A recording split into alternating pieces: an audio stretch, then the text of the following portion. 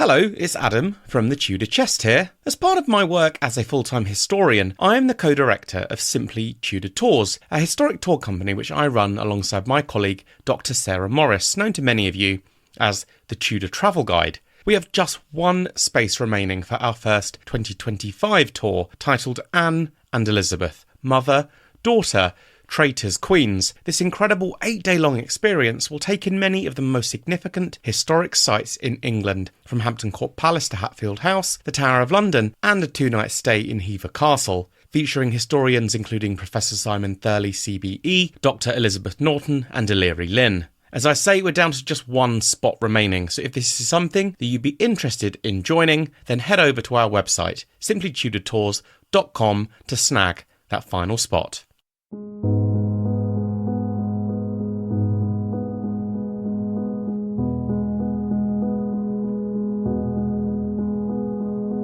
Dr. Eleanor Jackson is a curator at the British Library, responsible for creating the incredible new exhibition that they have on display, Medieval Women, Voices and Visions. This remarkable exhibition, which I visited last week, brings together artefacts including letters, statues, trial records, tableware and so much more, beautifully telling the stories of medieval women who lived between 1100 and 1500. Many of these items have ties to some of the most iconic women from history, including Empress Matilda, Eleanor of Aquitaine, Margaret of Anjou, and even Joan of Arc.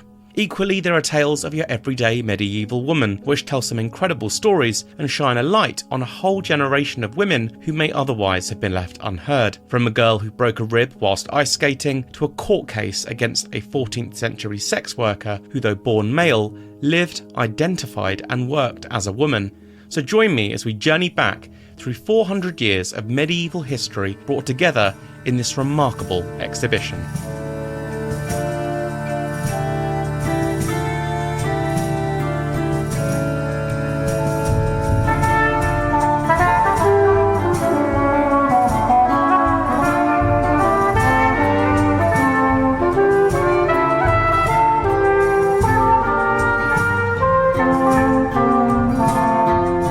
Welcome back to the Tudor Chest podcast, episode 65, Medieval Women, Voices and Visions, with Dr. Eleanor Jackson.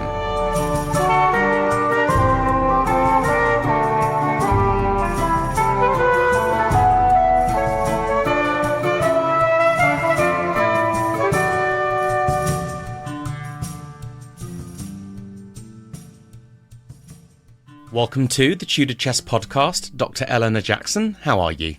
Doing really well, thank you. Thanks so much for having me on. Oh, you're very welcome. So I'm so excited to chat to you today. We're here to discuss the remarkable new exhibition at the British Library, Medieval Women. You're the creator and curator of this marvellous exhibition. But before we get into that, I just wanted to ask you a few get-to-know-you questions, if that's okay. So Can you start by telling me a bit about your background, so where you grew up, and what you now do full-time?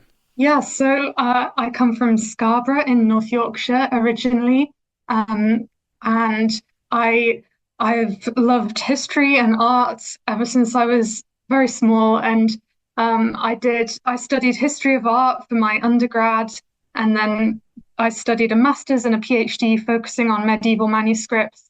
I did lots of volunteering in libraries and archives, and my job now is as curator of illuminated manuscripts at the British Library. It's like the dream job for you. So was there something in your youth that you can vividly remember that sparked your passion for history? Nothing specific, but it's kind of always been there. I was very lucky in that my parents, although they didn't come from an academic background and they didn't study history beyond school, they were really interested in history, and they took us to museums and to historical sites, of which there are many in Yorkshire. And also to the library. I mean, we used to go to our local library, and I just absolutely devoured the history section there when I was a child. So it's just something that's always been there. You sounds very similar to me. Exactly the same. I was taken from place to place by my parents. I think where you grew up, if you grew up in an area with lots of history, you just become like something of a sponge with it, I guess. Yes, absolutely. And their enthusiasm, influences you. So a couple of questions that might be difficult for you to answer. Firstly, if you could go back in time and witness any moment from history, you could jump in a time travel machine, what would it be? Well, this might be slightly stretching the definition of a moment, but I would, my greatest historical desire would be to go back and see the English monasteries before the dissolution, and especially their libraries. So in the 1530s, then an antiquarian called John Leland was given a special commission to go around all the libraries of the monasteries of England and make lists of their manuscripts. So I would go back and volunteer to be John Leland's assistant and go around all the libraries with him. Oh, that's such a perfect answer based on the job you do. So by extension of that, given the job that you do, what is the medieval artefact that you would most love to unearth? I mean, there are lots of lost medieval manuscripts that it would be incredible to rediscover. For example, I mean, just thinking about medieval women, maybe one of the most kind of famous lost medieval women manuscripts is the manuscript of Hildegard of Bingen's Scivias, her devotional visionary work, and it's the only manuscript that survives from Hildegard's own nunnery of Rupertsberg from her own lifetime, beautifully illuminated with all these images that Hildegard probably had input into. And it was lost in World War II when Dresden was bombed. It was probably looted in the aftermath, and it quite likely still exists somewhere, but it's not been seen since. So something like that would be incredible to find. Yeah, I always think about what may just be hanging around in someone's attic or on a bookshelf in a stately home where the owner is just completely unaware of what they're sat on, essentially. Right, exactly. Or some bank vault somewhere. Yeah, I've been asked the question myself, or a similar question. And for me, it would have to be, so as late as the 1780s, 1790s, there was a full-length portrait of Anne Boleyn painted during her lifetime. And as I'm sure you know, there are no portraits of Anne Boleyn from life, at least to the best of our knowledge, that survive from her lifetime. But as late as the 1780s, there was this full-length Anne Boleyn from life, but it's vanished. So I'd love to unearth that. Yeah, that would be amazing. So as discussed, we're here today to discuss the Medieval Women exhibition at the British Library that you are the curator of. It's still open for people to go and see. I went to see it last week. I was blown away by this exhibition. In fact, being candid, I think it's the best historical exhibition I've ever been to. Oh, that's so kind. Yeah, because in many ways, you brought to life and were able to show artefacts that you just wouldn't normally get to see elsewhere. Other exhibitions I've been to have been amazing, but a lot of the stuff, some of the items I'll have seen before. Whereas with this, everything was completely fresh, and there's stuff on display for literally, over half a millennia. So how long did it take to bring this all together? Where did you find the items and so on? Yeah, so it's an exhibition which is telling the history of the Middle Ages that centres the stories of women. So our span is from about 1100 to 1500, and we're focusing on Europe, although we also look a bit at the Holy Land and women's involvement in the Crusades there. So the exhibition is recovering women's histories and showing their achievements, the challenges they faced, and also their daily lives. And we have this special focus on women's own voices. So the exhibition is called Medieval Women in Their Own Words. And wherever possible, we're trying to tell the women's stories through their own testimonies, or at the very least, centering their experiences where their voices don't actually survive. It absolutely achieves that. I mean, I think that's what you've achieved, is that you straddle the full scope of society, really. I mean, there's items on display relating to Queen's consort, a Queen regnant, right down to humble sex workers. And in that sense, it really achieves what you obviously set out to try and do. The exhibition is broken down into three core components, so private lives, public lives, and spiritual lives. Why did you approach it from that particular angle? Yeah, so as you mentioned, one of the things we really set out to do with the exhibition was to show the full range of society as much as we possibly could. So we chose that structure to kind of show medieval women's contributions right across the full range of society, because I think maybe people sometimes have a preconception that medieval women spent most of their lives at home and that most of their lives would have been quite domestic, but we wanted to show that's not the case. Women were actually active in every area of medieval culture and society.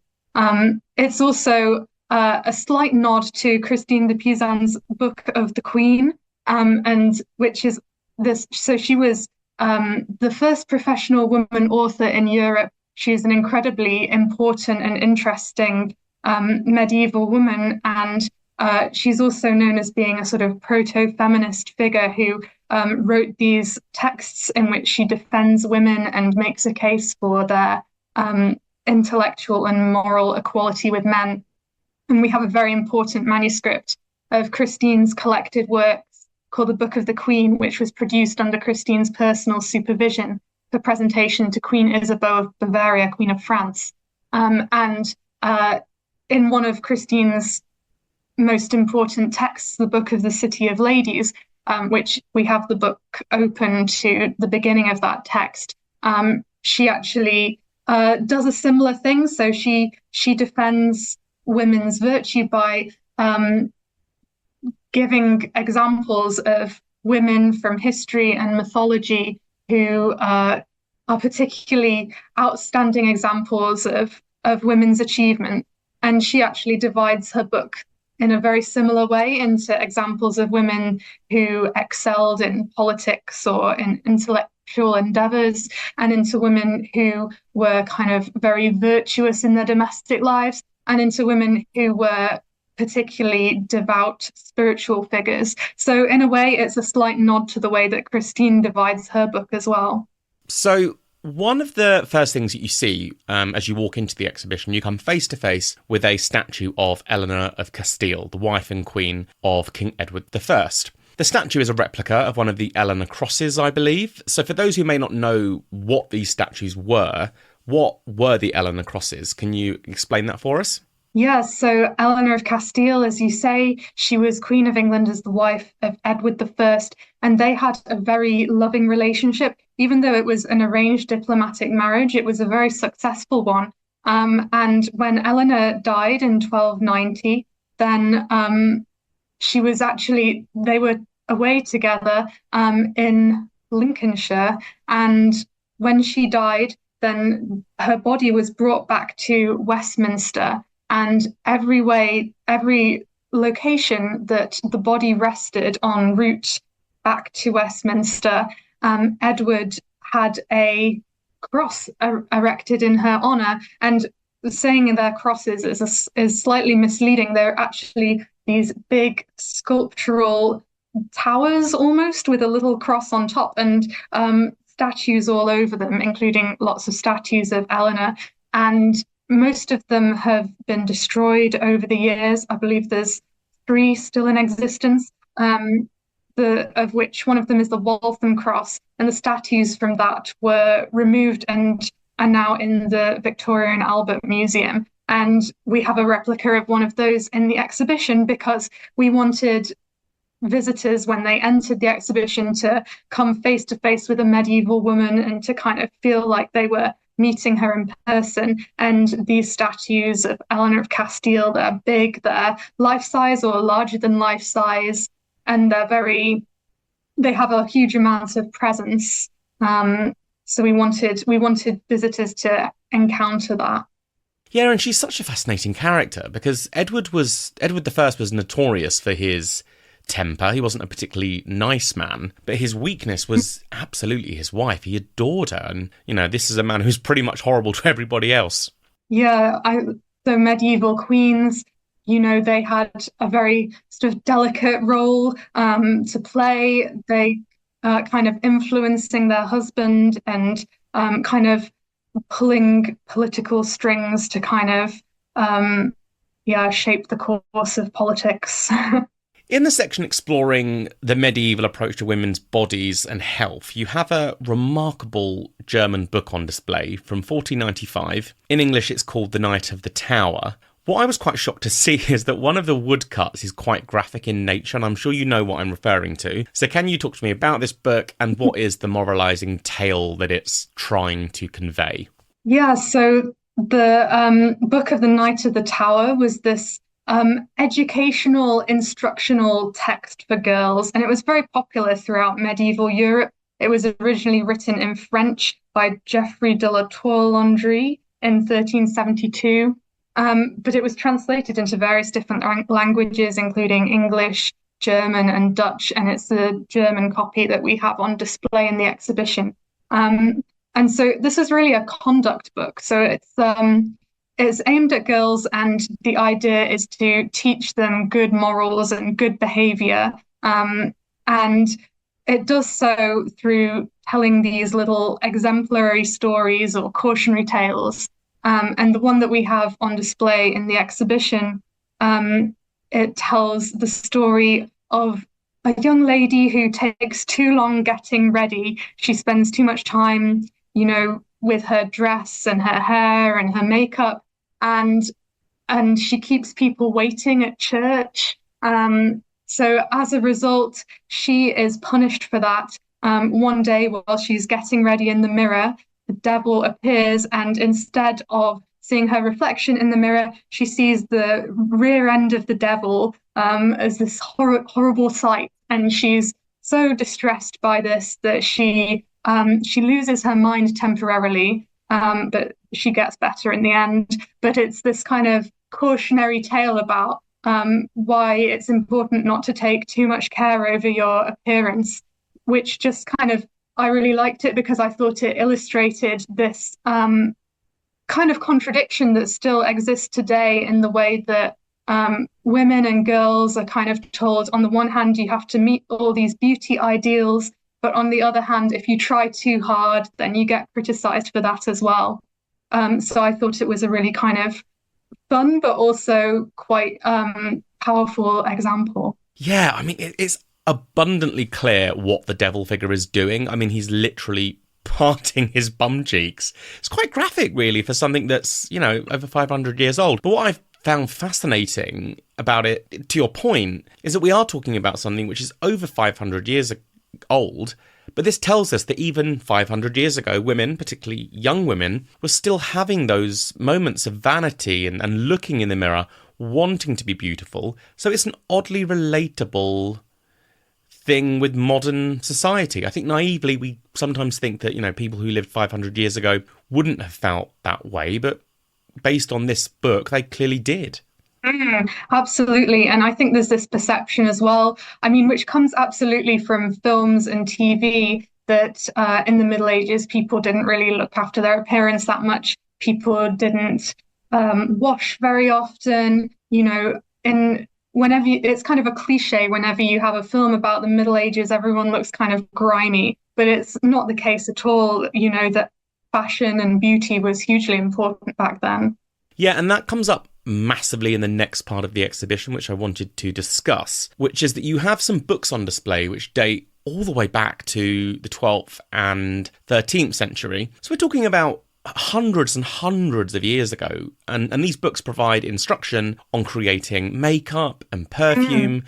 And using these instructions, you've actually created both a perfume and a breath freshener that visitors to the exhibition can smell. Now, firstly, I was stunned at just how lovely they smell. I mean, the perfume, you can immediately tell, is very heavily dominated by roses. And I was just taken aback that people living 800 years ago would recognise this smell, if that makes sense.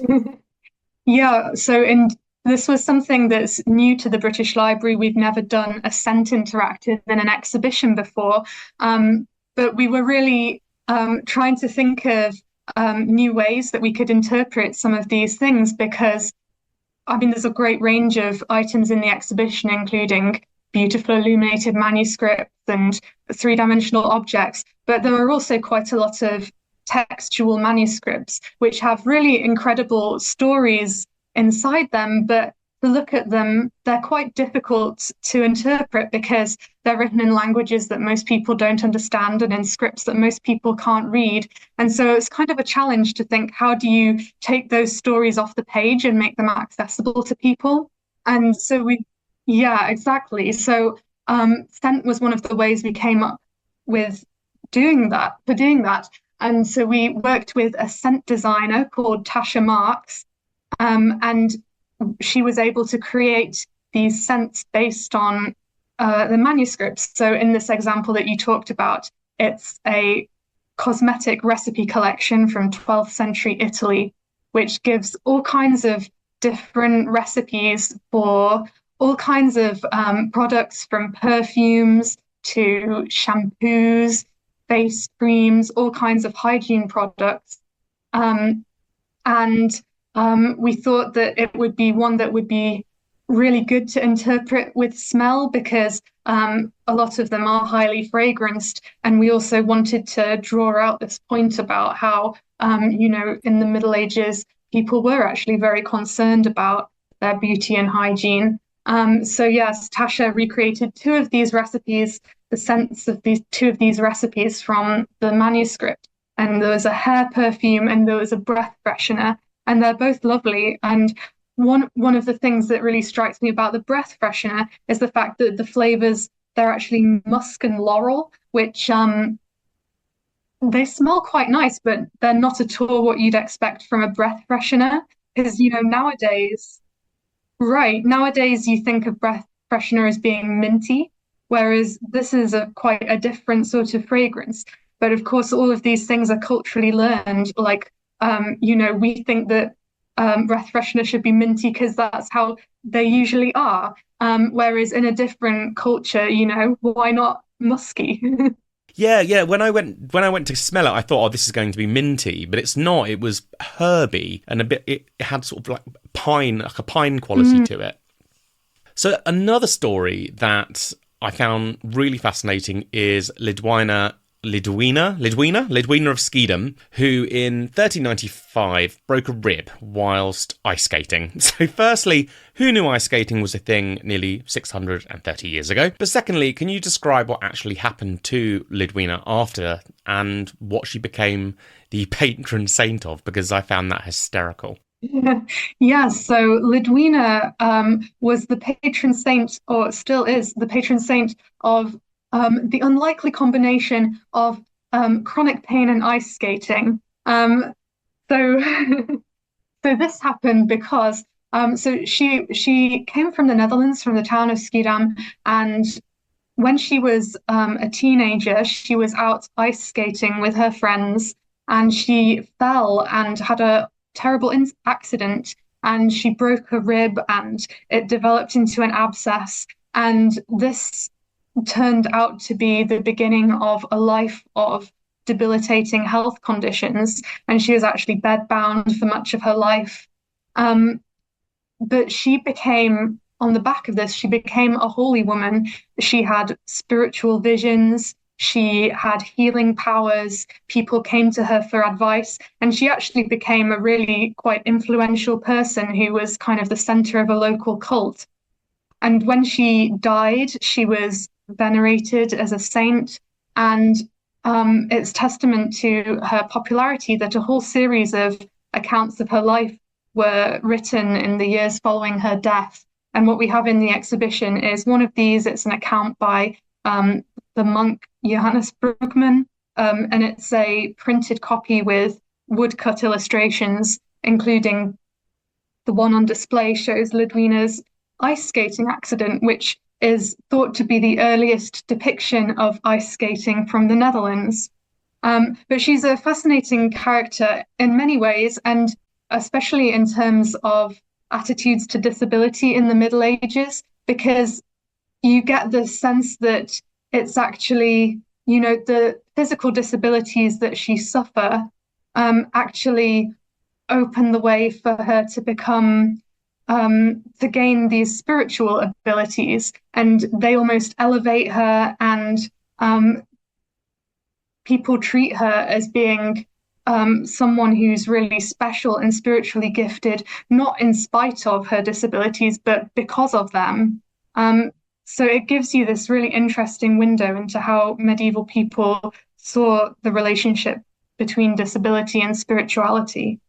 So I'm predominantly a Tudor historian, but I'm finding myself falling more and more in love with the world of the Plantagenets. And for that reason, the item in the exhibition where I audibly gasped was seeing Empress Matilda's charter and seal. I was just floored by it because we're talking about an item which is almost 900 years old. And despite that, it's incredibly well preserved. The silk bag that's on the reverse of the seal may have been made out of one of Matilda's dresses. And we really have nothing artifact-wise from this era relating to women, relating to queens. It's such a rare thing. So what was this particular document and why was it so significant for the time? Yeah, so you're right. There's very little that survives from that period. The span of our exhibition is 1100 to 1500, and in that period, a lot more survives from the end of it than it does from the beginning. So it's a really rare survival. So Empress Matilda was the daughter of Henry I of England, and when he died, she was his only surviving legitimate child. And he left the throne of England to her. He specified that he wanted her to be his heir. However, instead, Matilda's cousin Stephen seized the throne and was crowned. And then Matilda challenged him for the throne, and there proceeded a long civil war known as the Anarchy. So Matilda's a fascinating person because she could have been the first Queen of England long before Mary I. But in fact, she never fully succeeded in that there were periods during the anarchy when she had the upper hand and when she was in effect ruling, but she was never actually crowned queen.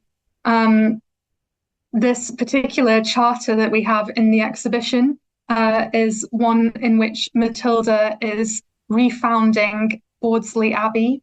And it's really special because of the seal, the beautiful seal of Empress Matilda that it has on the bottom. So it's a wax seal which is impressed with a portrait of her, and it's got its surviving silk seal bag, which, yes, as you say, it's contemporary with the document, and scholars have even suggested that it could have come from one of her dresses. Certainly, it's an item of luxury clothing that has been reused as a seal bag for this document. Well, that's what I found so remarkable. Firstly, because of just how well preserved it is in the grand scheme, and we have barely any Tudor items of clothing surviving, let alone something from the 12th century. So I was just so thrilled to see it. One of the other big items you have on display is a stunning Foundress cup, which belonged to Eleanor Cobham, Duchess of Gloucester, the wife of Humphrey, Duke of Gloucester, a son of King Henry IV. So can you tell me more about this item? What actually is it? It's very ornate. What looks like the Tudor rose is on top, which I suspect was a later addition by Margaret Beaufort. So what does this tell us? What does this item tell us about how Eleanor and Humphrey lived? Yeah, so this is an absolutely gorgeous object, which is on loan to the library from Christ College, Cambridge. And it came to Christ College, Cambridge because it was left there following the death of Margaret Beaufort. This cup had belonged to her, and you're right, the little fixture on the top, which has the Tudor rose on it, that was added during the time when it was owned by Margaret Beaufort. But that's what it must have been. Yes. Before that, it was originally made for Eleanor Cobham and Humphrey, Duke of Gloucester, and we know that because it has their coat of arms inside it. So Eleanor Cobham is an absolutely fascinating person who I really wanted to include in the exhibition. So she was a woman who came from kind of the lower ranks of the English aristocracy, but she married up. She was initially a lady-in-waiting to Humphrey's wife. And then she started to have an affair with Humphrey, and then he divorced his wife and married her. So she really kind of scaled the social rank.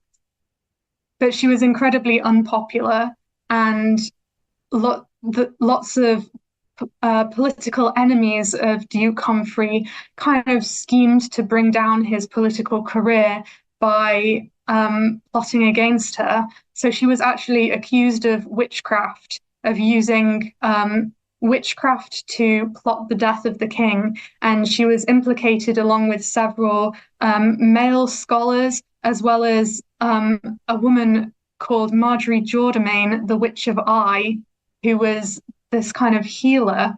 And they were all found guilty. The male scholars were all sentenced to execution. Marjorie Jourdemain was burnt at the stake, and Eleanor Cobham was forced to divorce Humphrey and to spend the rest of her life in imprisonment. So it's quite a grim story, and one that shows you just how hostile English politics in this period could be to women who had a lot of political influence, and especially ones who climbed the social scale by marrying for love rather than for diplomacy. And yeah, also how accusations of witchcraft could be used to kind of bring women down in a way that just made it impossible for them to fight back or defend themselves. Yeah, I seem to recall that she was imprisoned on the Isle of Man, so she wasn't even imprisoned in London, where she might have been able to see people. She was banished literally to an island off the coast of England, so properly out of the way.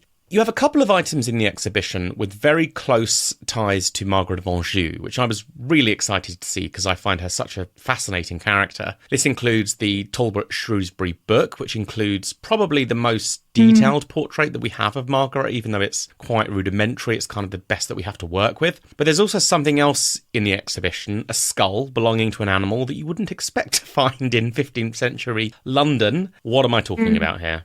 Yes, so we have borrowed the skull of a lion from the Natural History Museum in London. Now, the reason why is because we think that it might have been the pet lion of Margaret of Anjou.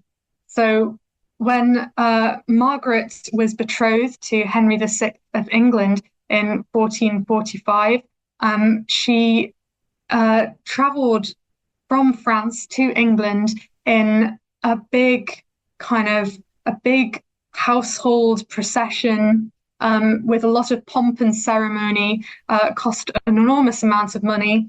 And we have accounts that record the expenses that were incurred during this journey of Margaret to England for her marriage. And these accounts include payments for the upkeep of a lion, and they say that this lion, when it gets to England, is going to be kept at the Tower of London, which was where the Royal Menagerie was based. And and then in the 20th century, in the 1930s, some workmen were doing repairs in the moat of the Tower of London, and they uncovered the remains of 2 lions, and these were then carbon dated. And one of them was dated to the mid-15th century, so just the period when Margaret and her lion came to London. So we think there's a very good chance that that could have been Margaret's lion. It's interesting because it's a Barbary lion, which is actually a type of lion that is extinct now. It's just remarkable. And through a process of elimination, surely it is her lion. I mean, it's not like there were many of these particular mammals wandering around England. Yeah. And I didn't realise it was a species of lion that's now extinct. I mean, that makes it even more exciting, I suppose. Indeed. And yeah, it's like just such a rock star pet to have. So in the working live section of the exhibition, the story that I found the most remarkable and fascinating is that of Eleanor Reichner. Eleanor was born John Reichner, but lived as a woman. working as a sex worker and was arrested in 1395, essentially on a charge of sodomy. So can you talk me through the document you have on display and what happened to Eleanor?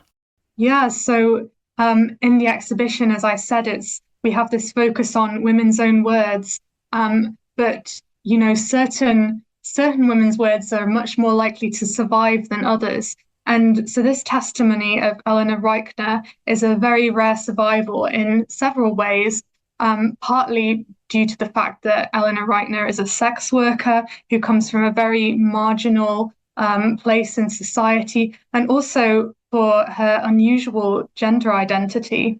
So, yes, as you say, Eleanor Reichner is this account tells how this person, Eleanor Reichner, has been arrested on the streets of London for having sex in a stall in an alleyway, and is brought in and questioned, wearing women's clothes, calling herself Eleanor, and in the questioning, it emerges that Eleanor was born John Reichner, but is living and presenting as a woman, doing sex work, doing also other kinds of odd jobs like embroidery and working as a barmaid, and kind of eking out an existence on the margins of medieval society. And it's the kind of account that just hardly ever survives in the records. So it's really very remarkable. Yeah, and I suppose what makes this remarkable is if we, based on modern interpretations of gender and gender identity, I think it's reasonable to conclude that today we would recognise Eleanor as a transgender woman. Obviously, that as a title or even a concept in the 14th century wasn't there. I mean, it was hundreds of years away from, those words coming into use. So based on what you've been able to dig out, do we have any insight into, were there other people living as women who were born male? Did Eleanor have supporters? Do we have any insight into any of that? Yeah, well, in the exhibition, we've been very sort of careful to use the terminology that would have been used at the time and to describe people the way that they would have described themselves. And it's absolutely clear in the questioning of Eleanor Reichner that Eleanor presents herself as Eleanor and presents herself as a woman. But of course, the word trans woman wouldn't have existed in those days, even though that obviously Eleanor's experiences resonate really strongly with trans experiences today. And in terms of kind of the broader context of support, I mean, in her account, it's really clear that Eleanor Reichner does have supporters. She talks about another sex worker named Anne, who actually taught her how to perform sex work as a woman. And she talks about another woman called Elizabeth Broderer, who allows her to stay with her and who provides her with women's clothing. So you do get a sense that there's a kind of community of women who are supporting Eleanor, but it's just little glimpses. And it's also clear that a lot of the time, Eleanor is actually passing as a woman. She talks about performing sex work and how it seems like most of the time the clients aren't even realizing that, there's anything unusual about Eleanor's gender identity. It's just remarkable, isn't it? Because it brings home the fact that people from the LGBTQ plus community have always been in society, and really it is just time that separates us. And the fact that there was over 600 years ago this character living and working as a woman but born male, I just find it fascinating and touching in equal measure, I guess.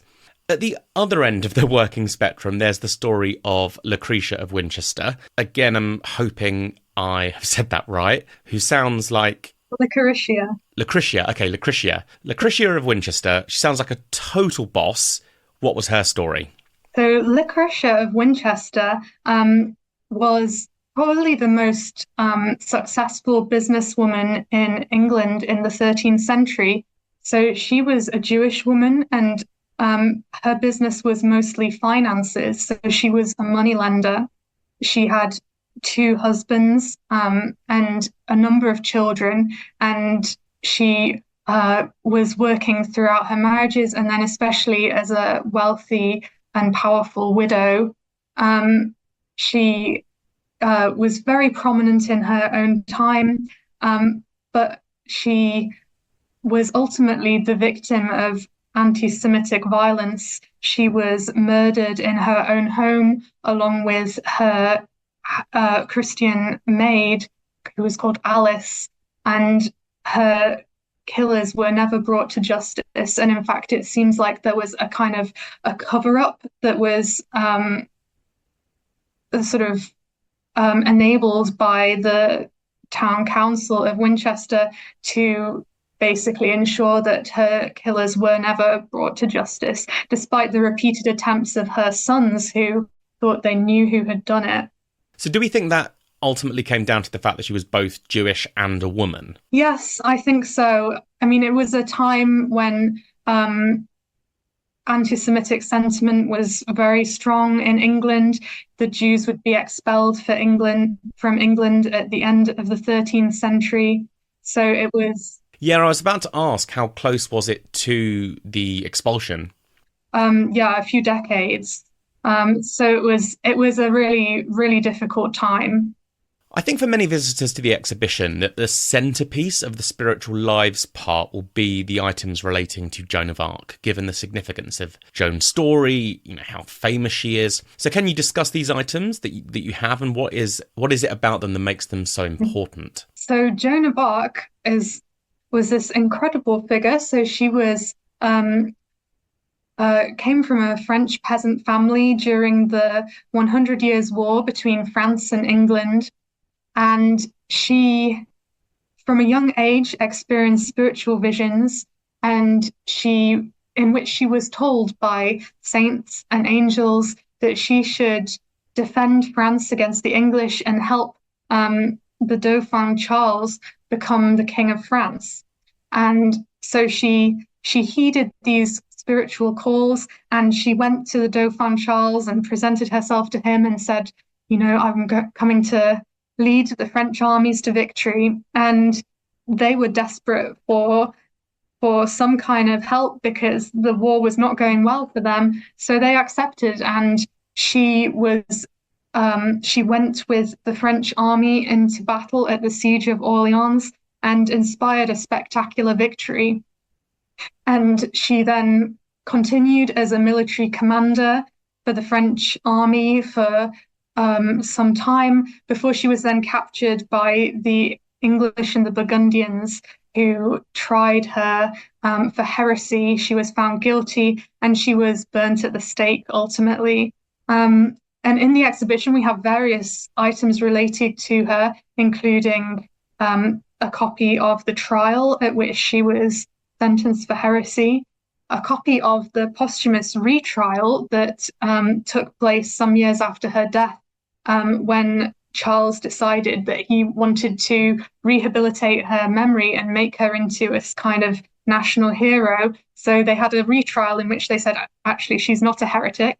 And we also have a later chronicle which has a picture of her, but it shows her not the way we think of her, or the way that she is presented in the trial itself, but rather she's presented as a kind of aristocratic French lady in a pink dress, which just shows how, as her memory was rehabilitated, her image was changed to become more kind of normalized and acceptable. But the item that we have in the exhibition that is probably one of our great star items is we have an original letter of Joan of Arc, which is signed with her own signature. And this is on loan to us from Riom in France, the town archives of Riom. And it's the first time that it has ever been displayed outside Riom. The letter was written to the citizens of Riom in November of 1429 by Joan, and it's asking them to send her military aid, gunpowder, supplies, and it has been in the archive of the town of Riom ever since.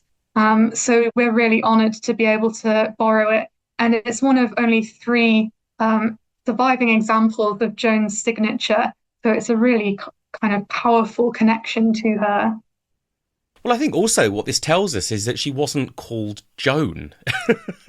That's probably an anglicised version, and based on the signature, it looks like her name was probably pronounced Jeanne. Yes. And you can tell it's quite rudimentary, which would suggest that writing was not something that she was particularly used to doing.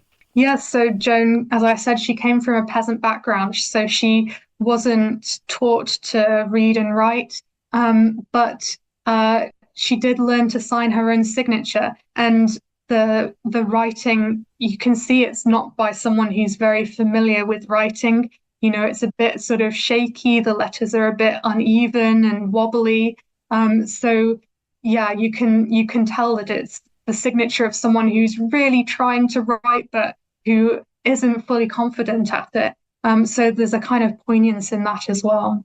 Another artefact on display that I was shocked to see was so extremely well preserved. I mean, I literally stood just looking over it for several minutes, is an altar frontal band, which was embroidered by a sister, Joan of Beverley. It's over 600 years old, but it's so well preserved. So what actually is this item? And do you know how it remained in such pristine condition? I mean, even down to the edging of it, it's in mint condition.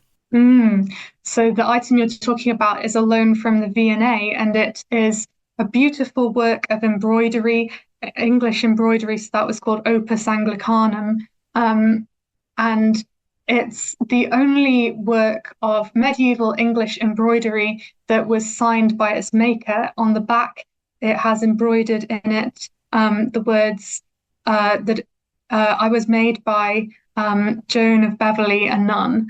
We don't know any more about who she is, but it was something that we really wanted to include textiles made by women in the exhibition, because we know from documents that women were very, very heavily involved in textile production in the Middle Ages. But actually, it's very difficult to find examples where you can conclusively say this was made by a woman, because we do know that there were also male embroiderers working in the Middle Ages, and almost all of the examples that survive are anonymous. So it's very difficult to say. Whereas this one, it's signed by the maker, so we know that it was made by a woman, this nun, Joan of Beverley. So that's really exciting. And it's a beautiful piece. It's kind of this long, thin band, which would have gone around the altar cloth on an altar. And it's got very intricate embroidery with loads of different stitches and different designs. There's all sorts of sort of chevrons and different kinds of textured stitching. It's really intricate and astonishing, and I can't even imagine how long it would have taken to do all that, especially with just one person. Yeah, and centuries before sewing machines were a thing. Yeah. And in terms of how it survived so well, I mean, we actually don't know. So it's made by Joan of Beverley in the 14th century, but then we don't have any record of it until the 1920s, when it's sold at auction and then it's donated to the Victoria and Albert Museum. So, I mean, it's quite likely that someone had it in their cupboard all that time, maybe, and it was just kind of sitting somewhere quietly forgotten about. Well, that's what I was stunned by. It's just so perfect.